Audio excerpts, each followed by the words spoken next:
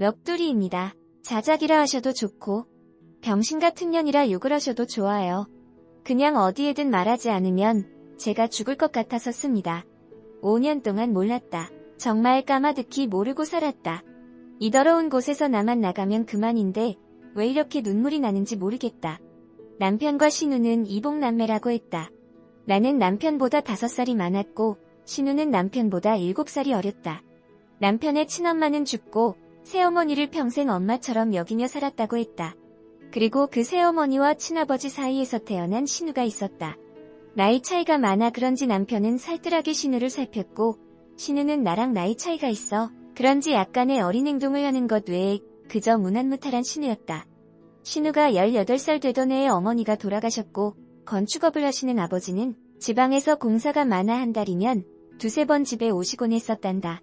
가끔 도우미 아줌마를 부르기도 하고 남편하고 신우가 청소랑 밥해가며 서로 챙기며 살아가던 시절에 나는 남편과 연애 중이었다. 그때 신우 20살, 남편 27, 나는 32이었다.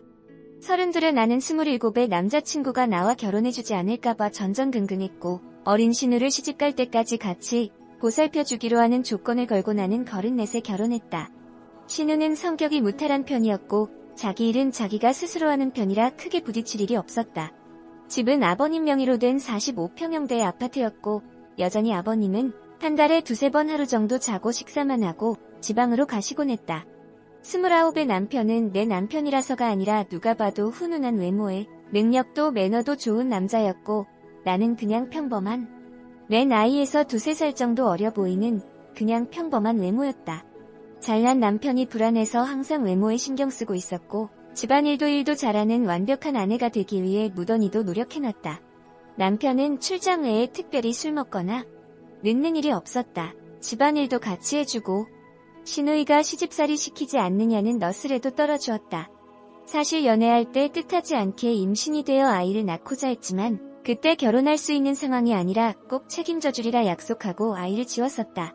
물론 그때는 상처였지만 결국 약속대로 결혼하고 책임져 주었으니 더 이상은 상처가 아니었다. 아이를 갖기 위해 무던히 노력했는데 정말 피임 한 번 안에서 한 번에 임신되던 아이가 웬일로 들어서질 않았다. 아이를 가져봤었기에 당연히 불임 검사는 하지 않았다. 정말 아이 하나만 내 곁으로 와주면 더 이상 바랄 게 없는 결혼 생활이었다. 남편은 신우를 살뜰히 챙겼지만 내 눈에 이상해 보이지 않을 정도였고 정말 단 한 번도 신우와 남편의 관계를 생각해 본 적조차 없었다. 그러던 어느 날 셋이서 밤늦게까지 소주에 와인에 한바탕 거하게 마시고 잠이 든 나이였다. 남편은 밖에서 술자리를 잘하지 않았고 집에 와서 나랑 마시거나 신우랑 마시거나 했었다. 그렇게 여느 때와 같은 날이었고 신우와 잠든 남편을 보고 내가 잠들었던 날이었다. 주말이면 항상 늦잠을 자는 난데 술 때문인지 목이 말라 잠시 깼다. 옆에 있어야 할 남편이 없었고 집안 어디에도 없었다. 주말에는 운동을 하러 종종 나가기에 운동하러 나갔는가 보다 하고 물을 마시고 다시 침대로 갔다. 한참 잠이 오지 않아 뒤척이던 도중에 아가씨 방문이 열리는 소리가 났다.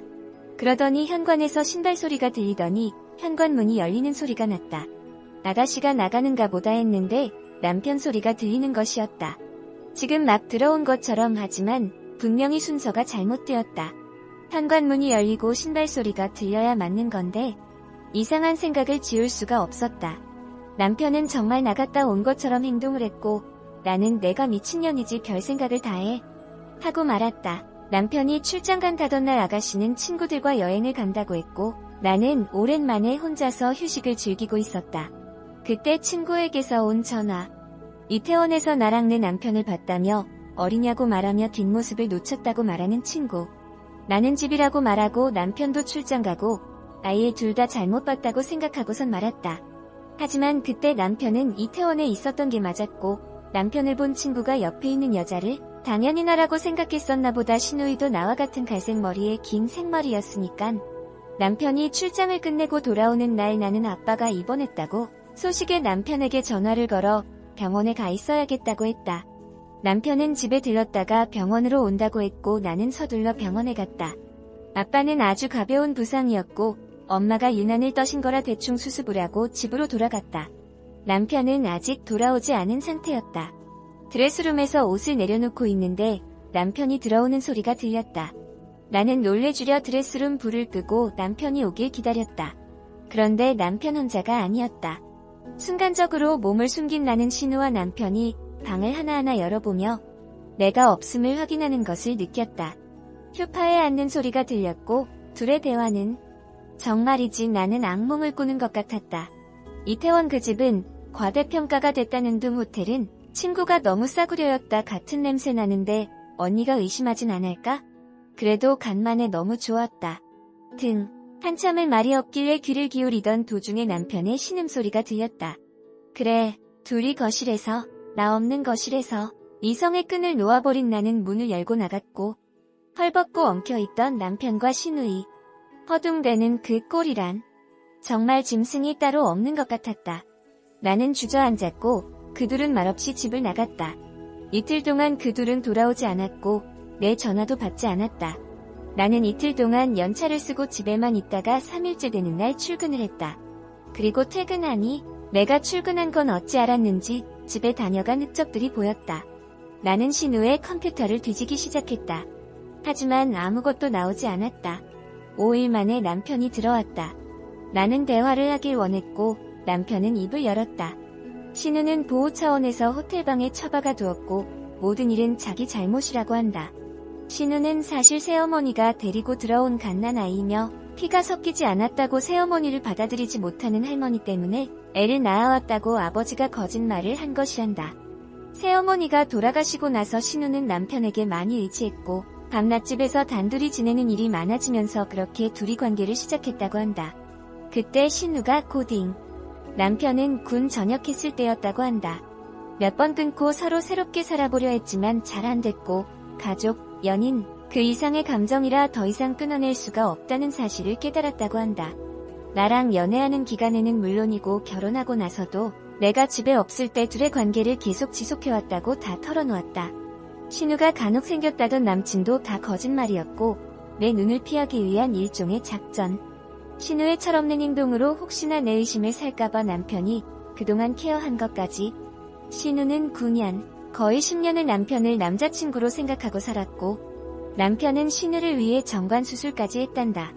내가 아이 가지면 아이를 죽일지도 모르겠다는 말을 해서 정말 믿을 수가 없었다. 순순히 자기 입으로 시인을 했지만 간통죄가 없어졌으니 이 둘을 실형살게 할 순 없었다. 이혼 소송을 해 재산이라도 뺏어보려 했지만 변호사와 상담하니 어차피 둘이 결혼해서 같이 모은 돈만 나누는 거 외엔 위자료 1천 3천 정도 받을 수 있을 거란다. 그런데 남편이 1억을 주겠다며 소송하지 말고 조용히 협의 이혼하자고 한다.